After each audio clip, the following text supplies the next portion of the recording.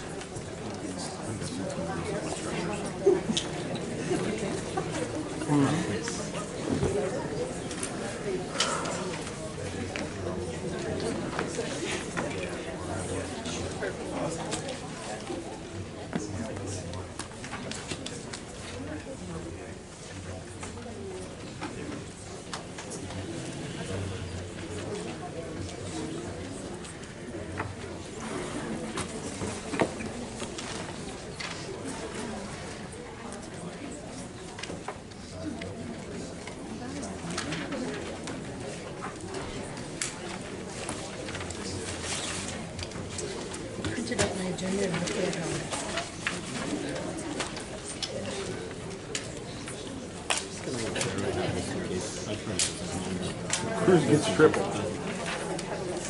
Okay.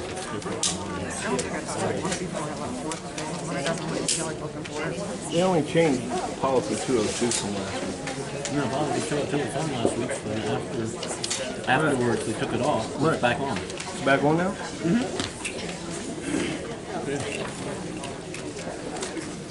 Why? See? Gotcha. I'm gonna razzle them all over. Are you? Yeah, I want to know what they're gonna do for digital bathrooms and I don't know what they're doing there before they approve it. Hello and welcome. Director Sekelic, Pledge of Allegiance, please. Stand and join me in the Pledge of Allegiance. Pledge allegiance to the flag of the United States of America and to the republic for which it stands, one nation, under God, indivisible, with liberty and justice for all. Please remain standing for a moment of silence.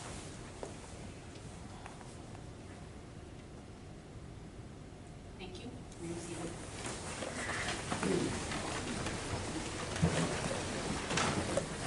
I'd like to call this meeting to order. Roll call vote, Mrs. Martin. All members present. Thank you. There will be a budget workshop today following the April 9th board meeting. The board met in executive session for personnel on April 8th and April 9th for legal and personnel reasons. Do I have a motion to approve the agenda? So moved. Second. All in favor? Aye. Moving on to adoption of agenda. Do I have a motion to adopt the agenda as presented? So moved. Second. All in favor? Aye. Opposed? Moving on to presentations. The high school students of the month for April are Emma Kellinger and Cassidy Ritchie. This award is sponsored jointly by the Fredericksburg and Jonestown Lions Clubs, and each recipient will be recognized at a future meeting of the Lions Club. The middle school student of the month for April is Nicole Furman. This award is sponsored by the Northern Lebanon County Rotary Club, and each recipient will be recognized at a future meeting of the Rotary Club. We have Student Board Representative Lindsay Kaiser, and as she comes up to the podium, I would like to personally thank you, Lindsay, as well as all the other student representatives from council that provided us with a delicious dinner prior to the board meeting. It's always, Director England has said it's one of her favorite things that happens all year long, and I definitely concur with that. So it's nice to be able to sit down and just talk to you about your future and some of the things happening in school. So thank you for that time. And also, I don't know if Mr. Pavlis is present this evening, but I want to thank him for preparing the meal and getting that ready for us. So thank you.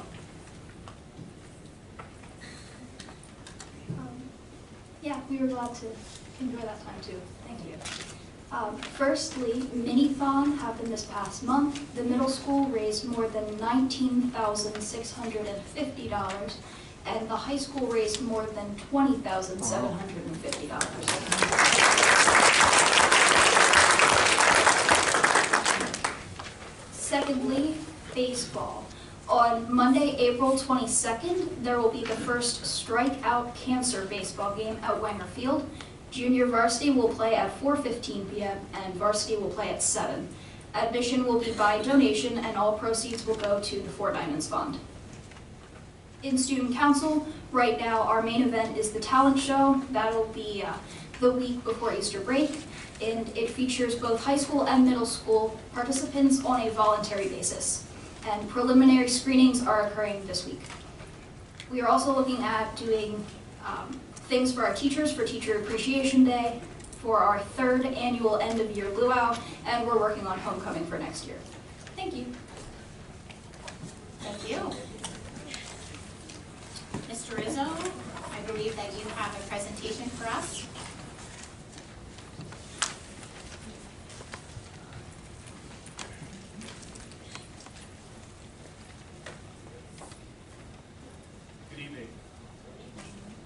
Good evening. I'd like to take a few minutes and recognize and celebrate an awesome student that we have here in Northern Lebanon, specifically at Jonestown Elementary. I'm going to turn the microphone over to Ember Himmelberger, who's a 4th grade student in Miss Misevich's class at Jonestown. Give a little bit of a background snapshot here. A few months ago, I think we're talking November? Let me see that. She dated that December. I came into my office and I had a note from Mrs. Bixler sitting on my keyboard, and it was from Ember. And I'm like, okay, you know, I get notes sometimes, or cupcakes, or you know, you get cool things from kids when you're in an elementary setting. I'm reading this note, and it was a little different than the past notes and things I've received. So I'm gonna let Ember read the note, and then I think she's pretty good at this stuff, so I'm sure she'll talk, and then we can give a little more info on what she actually did. So.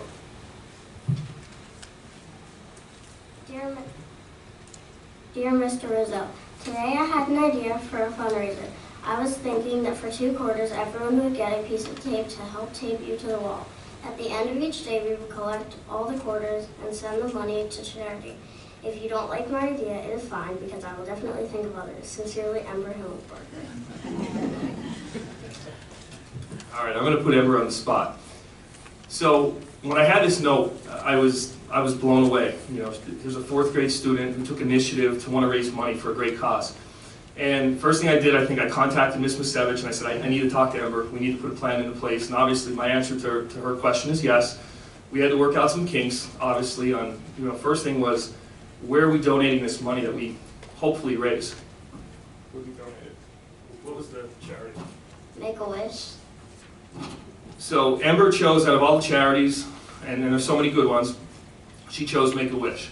So from that point on, do you want to talk about what the exact plan was and how we got Trooper Suma involved? Or you want me to do it? Okay, I'll do it. So I talked to the family, the Himmelberger family, just awesome people. We put this plan together. Now, this took place March 29th, so we kind of took our time and laid out a good plan on how we could raise money for her fundraiser. And the idea was obviously collect money for tape for kids, staff, community members, parents, anybody that wanted to donate money to a great cause. They would also be entitled to pieces of tape that would tape me to the wall. And we've seen that on social media. We've seen principals and teachers do that all over the place, and I've never done it before, so I thought, okay, this is kind of cool, and we're raising money for a good cause. And then we decided, why just have one person on the wall? And we reached out to, actually Ember did all the work. Ember reached out to Trooper Justin Suma. I talked to him tonight. He was going to try to be here, but unfortunately there was an accident in the area, so he could not respond, or could not come out here tonight. But Trooper Suma is, if you're not aware of it, he is the community liaison for the Jonestown Barracks. So he's always in Jonestown. I know he's very familiar with all of the buildings. He's in all of the buildings, and he's a legit trooper, meaning he is game for anything.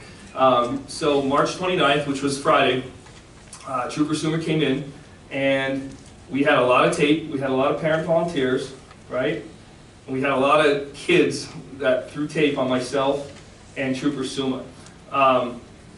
The class that raised the most money, we then put an incentive out there. They could pie us as we were on the wall. So there's pictures out there. It was in the newsletter that I shared with Mr. Scotia. There's some really cool pictures that took place, and overall it was a lot of fun, all because of her. And I want to add this. She went out and if you want to talk about it, Amber, I know she went out to local businesses, and as a 4th grader, took the initiative to ask for money, ask for donations of tape. I mean, besides just getting a lot of quarters in the office, we had donations from local businesses. I'm talking $50, $100, $200. It was pretty cool, pretty insane. And at the end of the day, I don't know if she even knows this, because we totaled everything up. We had checks coming in, we had a GoFundMe page that was running for a few weeks. I don't know if she knows the total number. You know how much we raised? How much? It's pretty good. Why don't you say it? $2,401.91. So again, I want to thank Amber, I want to thank the Himmelberger family, and I want to thank everyone that contributed to a great fundraiser. I think the bar is set high. She's got many more years here in Northern Lebanon, so for all of the principals she's going to see and all the teachers she's going to see, watch out, because there's going to be more stuff coming, right? Thank you.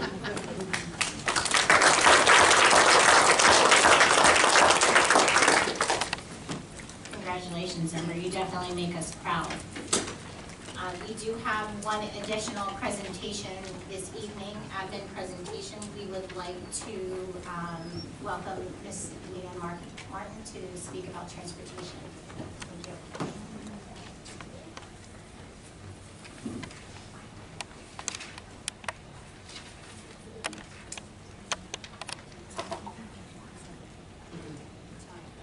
Thanks.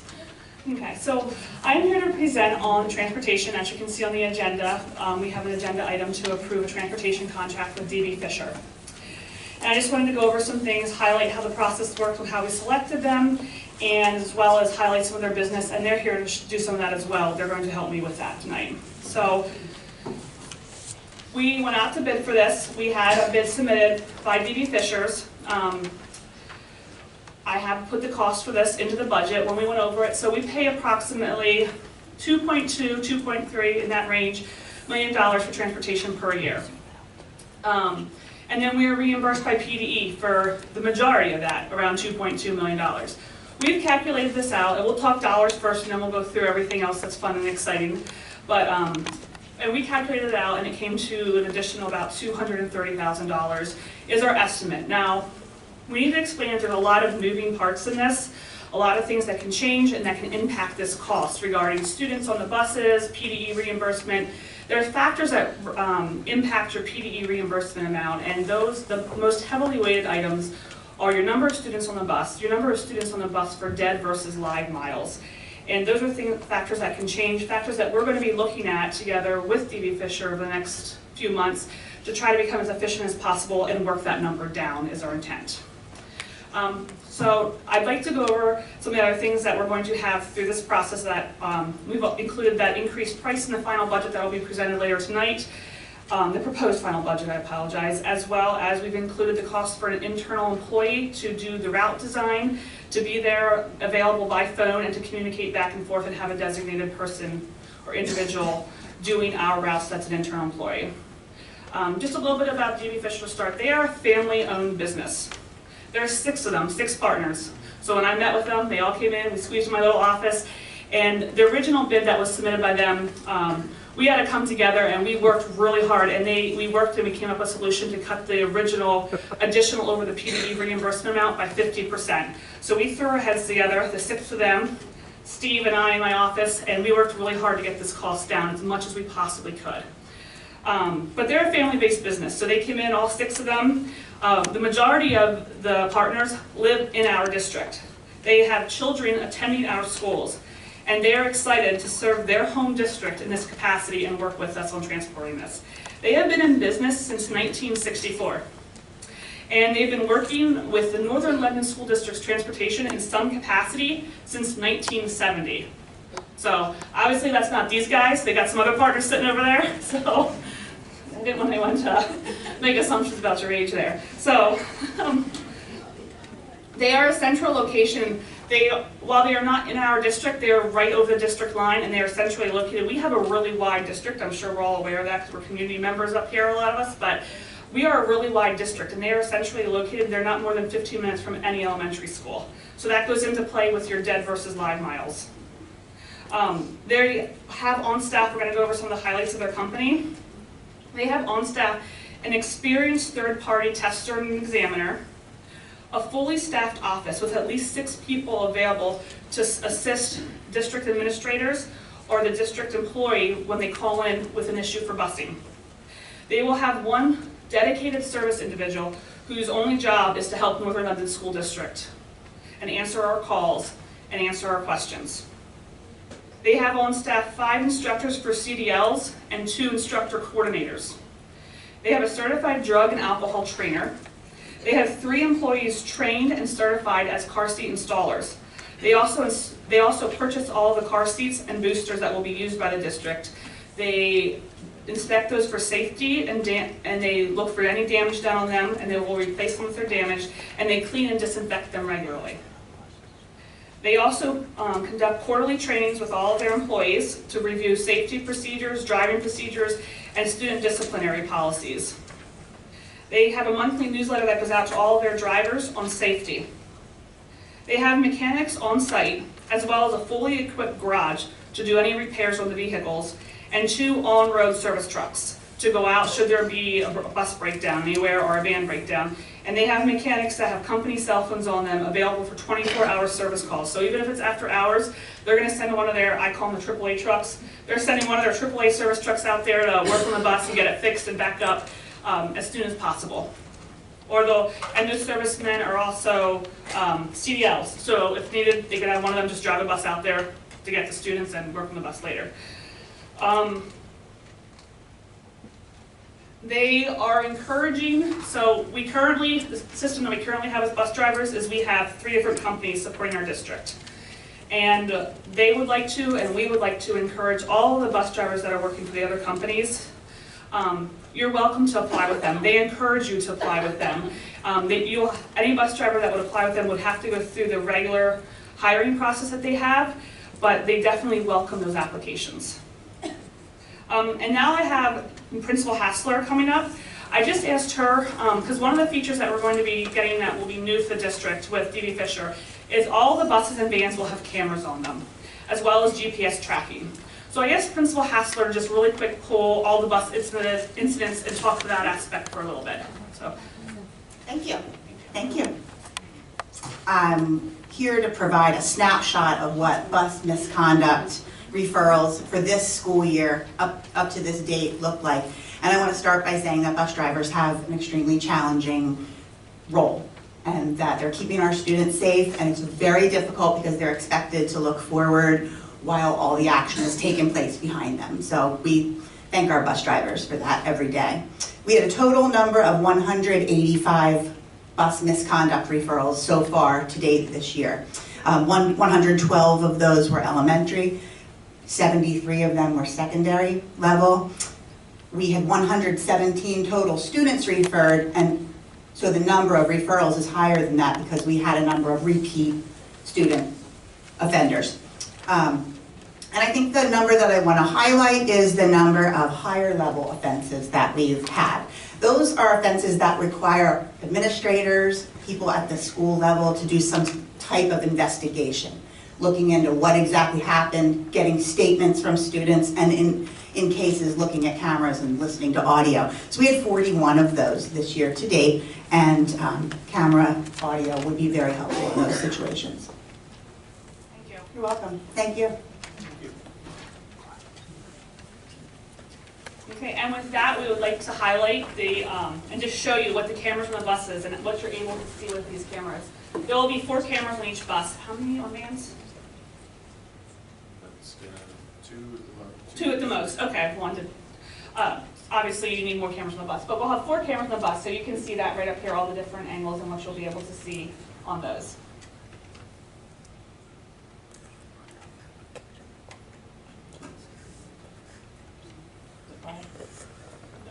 Okay, so we have that. What else?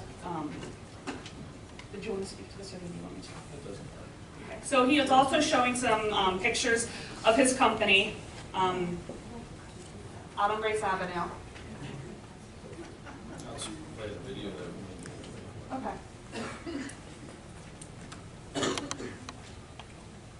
And all the video is encoded with security so that nobody can watch it without dedicated software.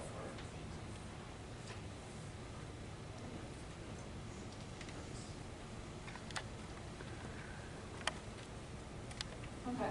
So I asked the administrators to come over and help me create a video to show you all how it works. So as you can see, this is the fine administration of Northern London School District hopping on the bus and going for a little ride, and you can see exactly what the videos are capable of doing.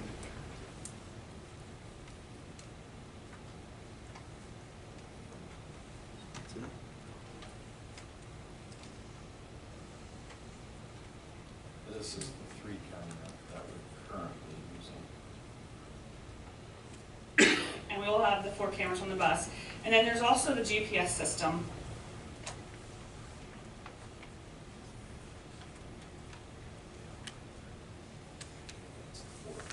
Okay, and that's what the 4 would be. See the additional camera there.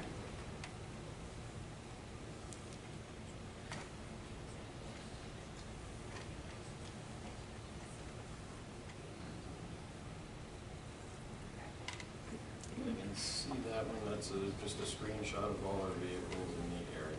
So it's a map, and you can see all the little dots are the vehicles as they're out. And when they're en route during the day with students on them, you'll be able to see that. You can click on them, and you can tell how long if they stop somewhere at a bus stop, you can say, yep, they sat and they waited there, for 30 seconds, and then before they. So it's a lot of information that will now be at administrators' fingertips for helping with this, and also at our transportation coordinator to be able to share and help the parents out as well.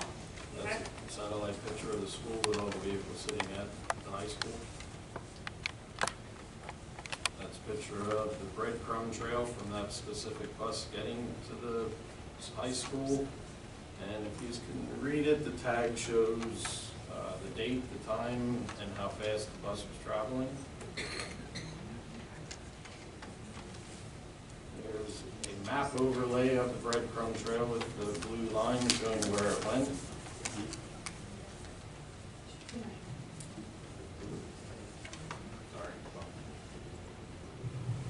The picture up is the breadcrumb trail from one of the buses as it was coming to the high school. The blue line shows where it went. The dots are the highlights if you want to see where it was, how fast it was going. Again, it's just the dots showing where they're sitting. That's a general overlay of that entire bus for that day with the time, the date, the speed it was traveling. If you highlight it, it takes you to the map and shows exactly where that location is.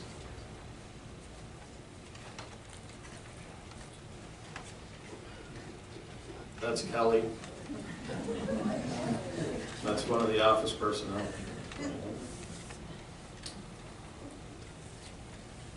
So Steve and I went over and we toured the company and met all of their office personnel. There's, like I said, 6 people in the office that are dedicated to us.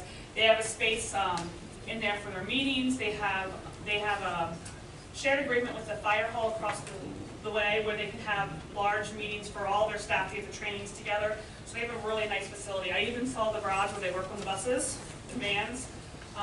So we saw the lot where they keep them. So it's a really nice facility that's right outside of our district and is in close proximity to all of our buildings. That's training. If that's this training room that's in their building. There's the car seats, maybe it's not. Garage.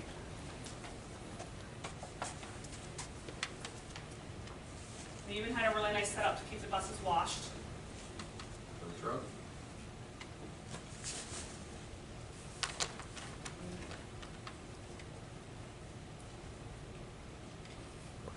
Do you guys have any questions for us tonight? No?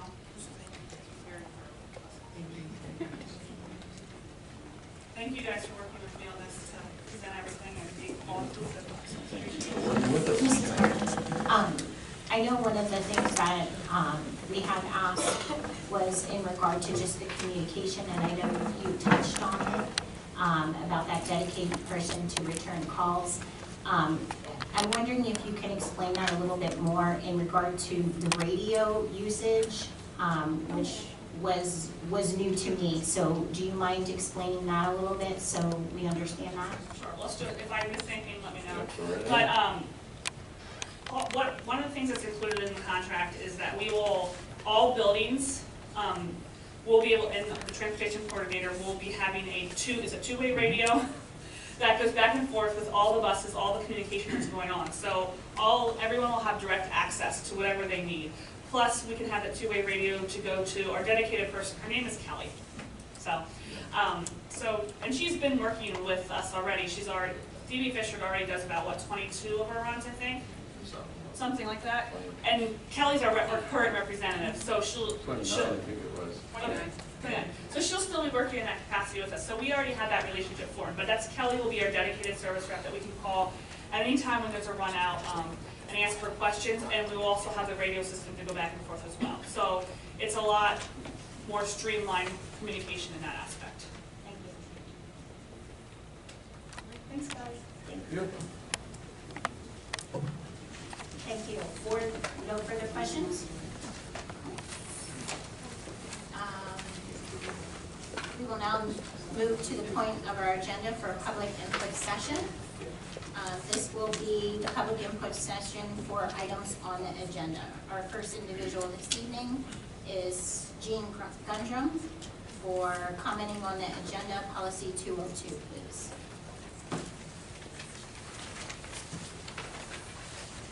We have a 4-minute time frame, and Mr. Spoden will be keeping time for you this evening.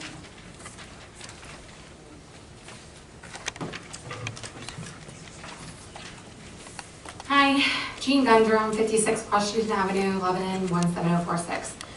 So I just want to, express my concern with policy 202. I'm not sure if any know exactly what it is. I'm not sure if the board really does since they haven't responded. So policy 202 is for non-resident students at NL. It's been kind of brought to several's attention that there are some students that are attending NL that do not live in the district. The only way a student for NL can go to NL outside of the district is if the board approves it, and there has to be certain stipulations as far as like foster care, custodial parents, things like that. If a student is attending NL without going through the board and living outside of the district, there's supposed to be a tuition up to, I know a couple years ago, it was $15,000 per student per year. So if teachers and staff and administration are aware of this and are allowing this to go on, let's say there's 2 or 4 students, that's almost $60,000 that NL's kind of tucking away. I know that there's a few kids, I know there's been brought to the attention of the board and the administration. Another concern with it is, so you have kids that are abiding by the law and they are attending NL inside the district, they're doing everything they're supposed to do. And then you have these kids that are not in the district and they're getting the opportunities that the kids that are here should be getting. So there's a problem there. You're taking away from NL resident students for students that do not live in the district. You have teachers doing fundraisers for students that don't live in the district that attend here illegally. That shouldn't be happening. That should be going towards the students that are in Northern Lebanon in the district. This is an issue. This isn't just something that only Northern Lebanon does. This is illegal. You can't go to a district if you don't live in the district unless it's through the board, unless there's stipulations. So maybe it needs to be looked into a little bit about some of your students and think of the students that are here that are doing what they're supposed to be doing. So that is my concern with the policy 202. I feel like as a parent whose children are here legally, and it's brought to our attention and it's a concern that, maybe take it a little more serious and look into it and respond. And when I send an email or anybody sends an email, just shoot something back so there's some sort of communication that you're explaining what policy 202 is if I ask, or not just talk to the solicitor. So, but that's my concern. But there's definitely an issue for the kids that are here that's taken away from them. So, that's it. Our next commenting on an agenda item this evening is Lisa McCoy. Topic, blessing, new position, and other supportive topic.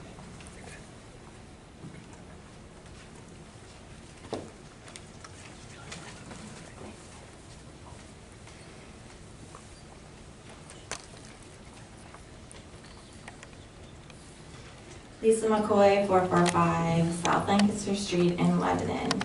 I'm concerned with the busing issues. I have brought some of that to all of your attention through some emails. My concerns are, we do need newer buses. I agree with that.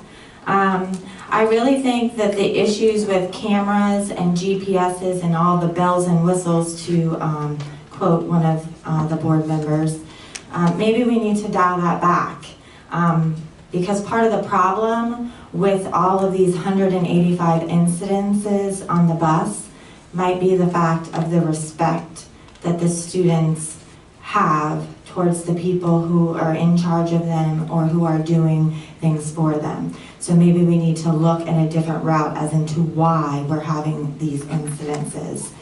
How much is this GPS going to cost per bus? All of those things, those lovely things that the DB Fisher bus can do, my daughter's $300 tracker can do too. I can tell you how quick the buses have gone 50 miles an hour on a 35 mile an hour road since the beginning of the school year. Is there a per bus month charge for these GPSs to run, and who's going to pay that? Did you also know that there was a recent payout from DB Fisher due to the 8 safety violations done by one of their DB Fisher van drivers where there were no cameras on the bus? I mean, that's important due to the fact that we need to be cutting money, and we're choosing to add additional administration positions rather than paying for gifted teachers to educate our students. I think that that says a lot about where you guys are willing to cut.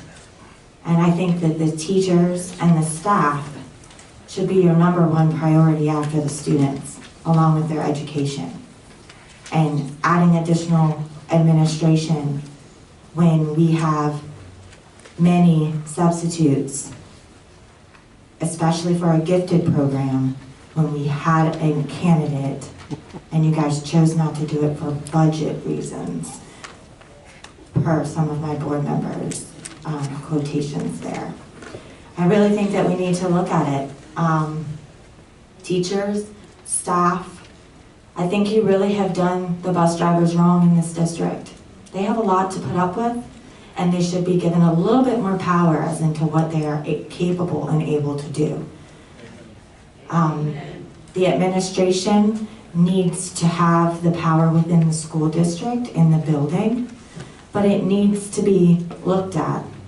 And as a concerned parent of a child who rides a specific bus due to several years of trying to have my child ride a bus,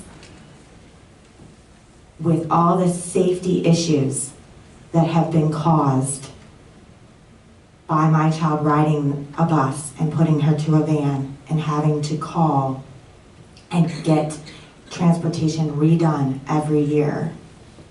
We need to be looking at these things.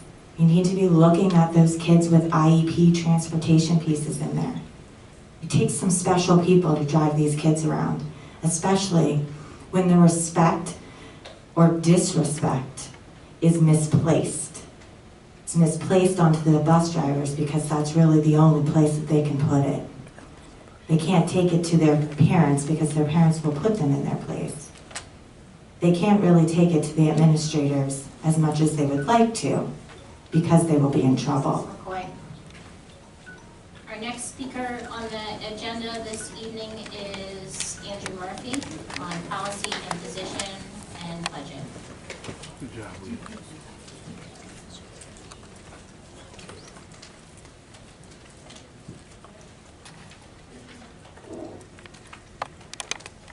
Andrew Murphy, 1828 Blacksbridge Road, Anvil, PA 17003. Why are you making a position Director of Instruction and Student Services? You said no to hiring a teacher the other month because you didn't have money, so why would you choose to open another position? Just the title of it as a director sounds like it's a high cost. But I really want to talk to you about Policy 103, non-discrimination in school and classroom practices. I asked you last month to come up with how to keep our children safe, because this is a no discrimination. You're adding gender identity to it, which is a very touchy subject these years. I agree, no one should be discriminated on anything, period. But the problem comes on the implementation of the policy. Are you going to change bathrooms and locker rooms so if a boy decides to identify as a girl for that day, the rest of the girls are going to be safe? You're in a budget crisis. You don't have money to do renovations. So my problem with this is I'm thinking of how it can be abused. We have enough issues with sexual harassment, administrators playing with sex toys. I don't want to invite more opportunities for abuse in here. So I suggest that you table 103 until you figure out how to make sure that it's going to be safe for everyone and done properly. And why only one bid for the bus contract? I was told last month at the committee meeting that there was only one bid that they met. Why didn't we at least have a competitive bid? You always need to have two bids so that you can make sure you're getting the best value for what you are getting. Yeah, you may take the high bid when everything's done and said, but at least you have something to compare it to. From my understanding is we have only one bid. Why not reach out to the other companies in the area and see if you can get a second bid at least so that you can compare and see does they meet which one's best. Also, this is a 10-year contract, which you're saying this is going to be $250 more, which I'm assuming is going to be a year. So you're adding $250,000 to your budget each year that you're short on, and you're doing that for 10 years. Why not, if you're going to just go with this, go for a 5-year contract so you can reevaluate it and you're not locked in. That's all I have.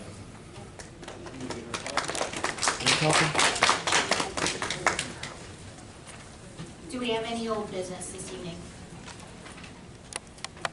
If not, Director Sekelic, financial reports, please. Motion to approve payment of vouchers in the statement of cash transactions in the general fund in the amount of $4,296,915.61 for month ended March 2019. There were no disbursements in the capital projects fund for month ended March 2019. Do I have a second? Second. Roll call vote or discussion, please. Roll call vote, Mrs. Martin. Klein, Yes. Gray, Yes. Brewer, Yes. England, Yes. Murray, Yes. Fox, yes, Sekelic, Yes. Erdman, Yes. Sell, Yes. all in favor, motion passed. Motion to accept the student activity account for month ended March 2019, subject to audit.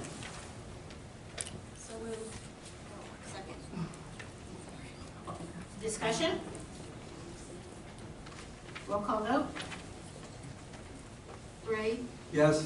Brewer, Yes. England, Yes. Murray, Yes. Fox, Yes. Sekelic, Yes. Erdman, Yes. Sell, Yes. Klein, Yes. all in favor, motion passed.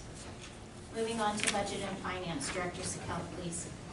I'd like to motion to approve items 1 and 2 for consent. Second? All in favor? Aye. Opposed? Director Sekelic? Discussion item, approve the transportation contract with DB Fisher subject to final solicitor approval and changes to the agreement effective July 1st, 2019 through June 30th, 2029.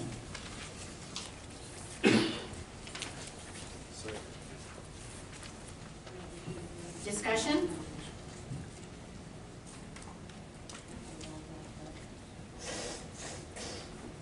Roll call vote, Mrs. Martin?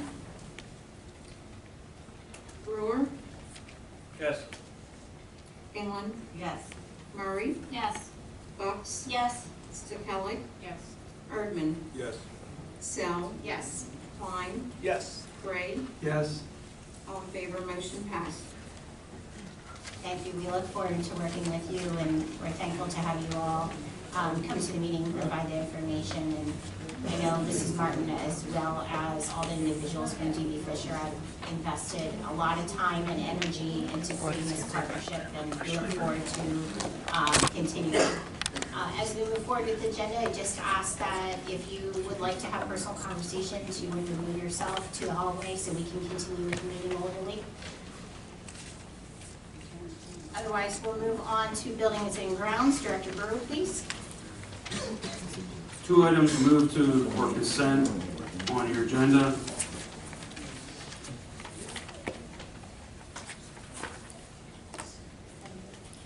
Motion, yeah, motion. Do I have a second? Second. All in favor? Aye. Opposed? Director Murray, curriculum, please.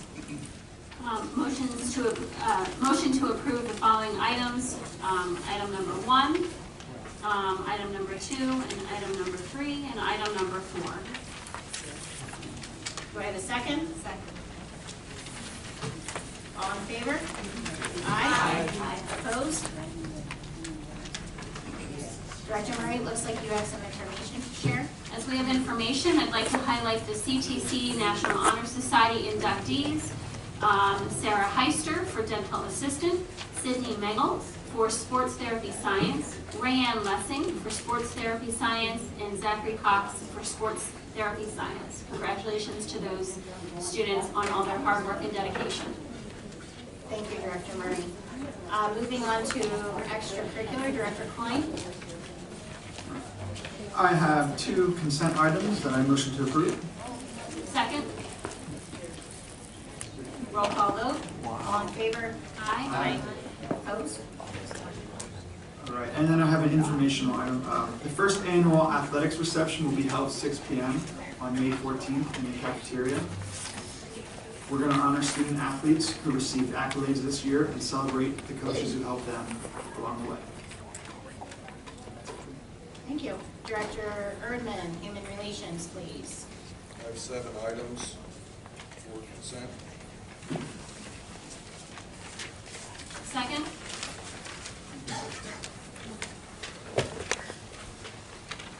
All in favor? Aye. Opposed? Abstain. One abstention. I do believe that we have some individuals in the audience who have been employed for our approval. I believe Mrs. Bainey is here this evening. Would you like to introduce yourself? Yes, I'm Mrs. Jennifer Bainey-Kramer, and I will be teaching the honors English class as well as the speech and debate class professionally. Thank you. Are there any other individuals that I missed? Welcome aboard, officially. Moving on to Assistant Superintendent's report. Just a couple of quick items. Again, I want to also say thank you to our student council. Director Sell already mentioned thank you for the dinner. Had some good conversation. Always enjoyed that. Time to get to sit and talk with those folks. Follow up with regard to some security information Mr. Koval had reported, and we're in the midst of receiving a final quote with regard to some bids for cameras and installations at our elementary, high school, middle schools. And so once we get that final bidding quote, we do have dollars set aside. I think it was almost $46,000 that we're going to be replacing cameras or repurposing some cameras throughout the buildings. Won't go into detail, obviously, for security reasons. But we'll continue to look at that, and we'll keep you updated on when those things are becoming finalized. So that's it for me right now. Thank you. As I reminded the board last month, we do have our admin and secondary reports as well as elementary reports in our yellow folders. Please take time to review those. Good information in there, happenings and data, so thank you for sharing that. Moving on to our reports of representatives, career and technology. Director Klein, please. Yeah, I got a couple things to share tonight. Each of the board members have a March newsletter. There's a lot of good stuff in there, so I suggest that you all take a couple minutes to read through it. The CTC is looking at a $154,000 increase in their budget this year, which comes out to 2.93% increase. Second thing I want to bring up is the CTC has 659 enrolled, or 659 that are applying. But it's the most students they've ever had, and 146 didn't get enrolled because they're at max capacity. So it's time to start taking a serious look at what they can do to get more students in there. So they're taking some preliminary steps to kind of do some studies, maybe off-site classes or possible expansion. So just stay tuned as they kind of go through this study. They might come up with some kind of solution to get more students there, because it's gaining a lot of popularity, especially their medical courses. That's it. Thank you for that report. I was remiss in mentioning Mr. McGee's technology report is also attached to our admin building reports. So thank you for that, Mr. McGee. Director Murray, intermediate unit, please. No report this month. Thank you. Director Skellick.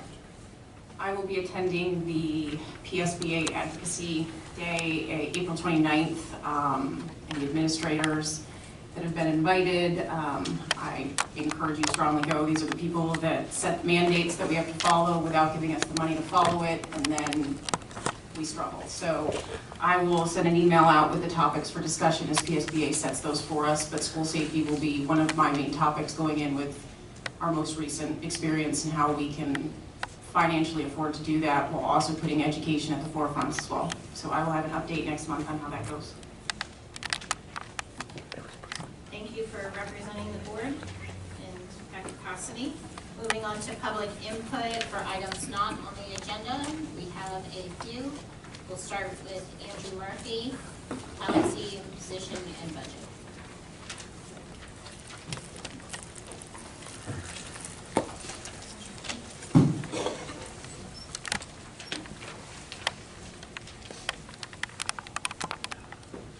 Andrew Murphy, 1828 Blacksbridge Road, Anvil. You guys are still spending recklessly. My right to know that I discussed last month, after I started an appeal, you guys reversed it, but rather than pay $7,500 for copies of 30,000 pages, I set up a time to come in. I had to set up the time with your lawyer. Your lawyer had to call and set up the appointments. Not all the documents were there. In fact, some documents were missing. In fact, they showed at the bottom right corner, page 1 of 3, 1 of 5, only page 1 was there. But anyway, why are we spending money to have lawyers schedule appointments to come in to review documents? Any secretary can schedule that. I think that's a standard job. I'm anxious to see the budget workshop tonight. I want to, because as of the last one, you were 1.3 to 1.9 million short. I'm guessing you're going to add another $250,000 onto that with the bus contract. Still wanting to know where the food service funds due to other funds payback money is coming from. I want a straight answer. I'm guessing it's coming from our taxes, the money that we're paying you guys every year. Your Dean of Students has resigned. Let's not fill his position. That'll save us at least $100,000. You have one principal for Lickdale and East Hanover. Why don't we do the same thing for Jonestown and Lickdale? Or, I'm sorry, Joe's Bang and Fredericksburg. That should save us another $100,000. We should cut off all administration stipends. Why are we paying them extra for doing their job? We should go back to the union, ask for concessions to lower the teachers' contracts, because we approved one that we couldn't afford. Otherwise, if you look at $1.9 million, if you look at an average teacher salary of $55,000, $15,000 in benefits, you're looking at 28 teachers that you'd have to furlough. You're saying you're struggling to staff the classes. So why would we furlough 28 teachers? Why is the attorney coming to the committee meetings? You stopped that with your past attorney, but now you're paying for him to come to these. Lastly, I'd like to talk about the committee meetings. You changed the format, telling us you wanted more dialogue and transparency. That was great. And you got public input at them. Now you don't want the public input. It's basically like you don't want our help. Those are issues that you're discussing are our issues, and it's our money.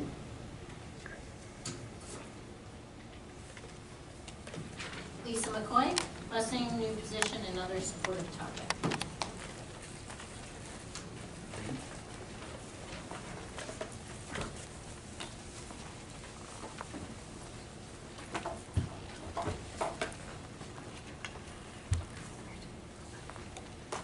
Lisa McCoy, still live at 445 South Lancaster Street. I wrote a little something. Hopefully you will listen with an open mind. An advocate. Someone who goes to bat for others. Someone who listens to all sides of an issue, as well as understanding the needs of the group or individual they are supporting. Someone who is a clear communicator, speaking clearly, forcibly, while maintaining a friendly and approachable demeanor. Someone who is assertive, being pushy without putting people off. Someone who is creating and or supporting change in some manner. Someone who is passionate. Someone who is persistent, energetic, and has a strong belief in the issues or cause they are fighting for. Someone who is knowledgeable. Someone who takes the time to research and educate themselves on their cause or issue. Someone who is patient and well organized. Someone who goes to battle armed with all of the facts they need to support those they are advocating for. An advocate is a person who is knowledgeable, patient, passionate, and assertive while listening and going to bat for the others. Who here is an advocate? I know that I am. Jean Gundrum, concern.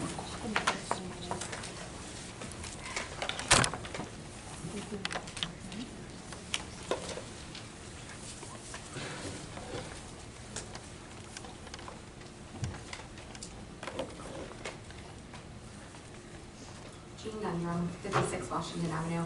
I just have a question about signatures. So I've gotten several now, emails, letters, whatever, not emails, letters in the mail with signatures on them from administration. The first one was pretty horrific, accusing my daughters of theft. When I spoke to the principal about it, he told me that he was unaware of the signature on the paper and he did not approve the signature on the paper and he was going to handle that. I had a meeting with him and we talked about this, and that was a huge concern for me. You're sending me a document with a signature and you're telling me that you did not sign it and you did not know it was being signed. I just got another one, got another letter about attendance with a signature on it. When I reached out to the person that signed that letter, they were unaware of anything on the letter. They directed me to someone else. When that principal reached out to me, he again said he's not sure why the signature was there. It's not the person who should have signed it, not sure why the signature is there. So if that's happening twice to me in less than 2 months, how many other parents are getting letters out there and the people that are supposed to be signing them aren't even aware of them? Like, you are going directly to that person that has signed that, looking for answers and wondering what this is about, and no one can answer. So then it's a runaround until you find out who was supposed to sign it, who it's directing, who you're supposed to be directed to. So, and I mean, I want to know how that's happening. How are you guys sending out information with signatures that aren't supposed to be on there? That's it. Our last public input, Misty Pass, regarding classified paraprofessional training.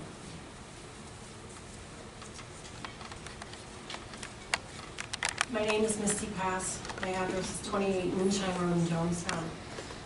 First, let me start by saying I do not want to be here.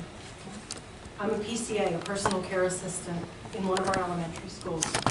I have a degree and I could have a higher paying job, but I absolutely love what I'm doing, working in the schools. I look forward to going to school every day, and I feel more fulfilled than I did when I worked outside of the school. My dilemma started on February 28, 2019. I was sent an email saying that I was short of the 20 hours of required paraprofessional training. I was sent a link for online training. I called the testing secretary to see if this was something that I could do during school time or if it was something that I needed to do on my own time. And I was told, quote, "You have to do this on your own time and you will not be paid for your time." I also have emails in regards to the Act 126 training, which is required every 5 years. I spoke to my husband about this later in the evening, as he is required to take annual training with regards to hourly employees working off the clock. He said it is a violation of the Fair Labor Standards Act, and it is illegal. All hourly employees must be compensated for their training time if it is required by their employer.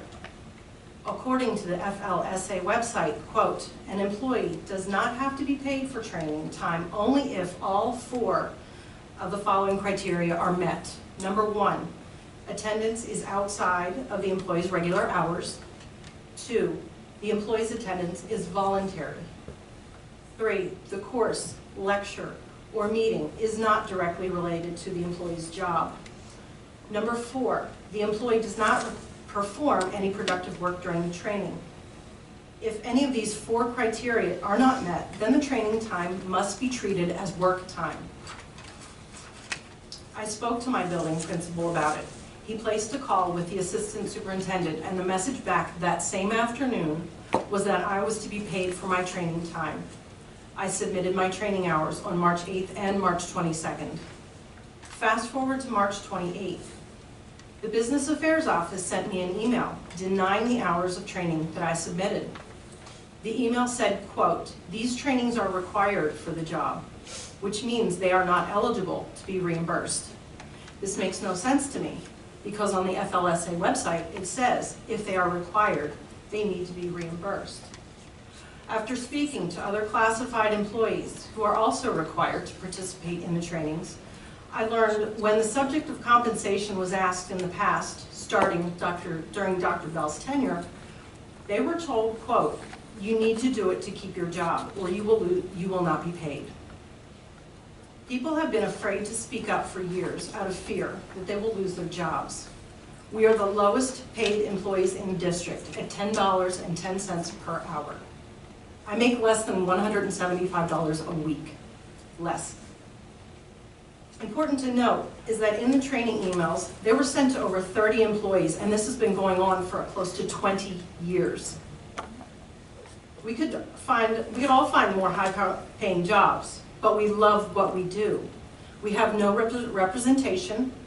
We have no union. We have no one to fight for us. I would like to see the employees be reimbursed for the years that they have not been paid and for the current year. And I would also like to see that it's included in the upcoming budget, which is being reviewed right now. Rather than creating new high-dollar positions, I would like to see your current employees being taken care of. I've tried to handle this by going through the proper channels. That's 4 minutes. Thank you so much for sharing. Thank you very much. Do we have any new business this evening? We do have have some dates to remember listed on our agenda. I also want to turn the board's attention to the pamphlet for the upcoming golf tournament. If there's no other business, this meeting is adjourned. We will reconvene at promptly 8:05, giving a 7-minute recess, and then we will have the budget workshop.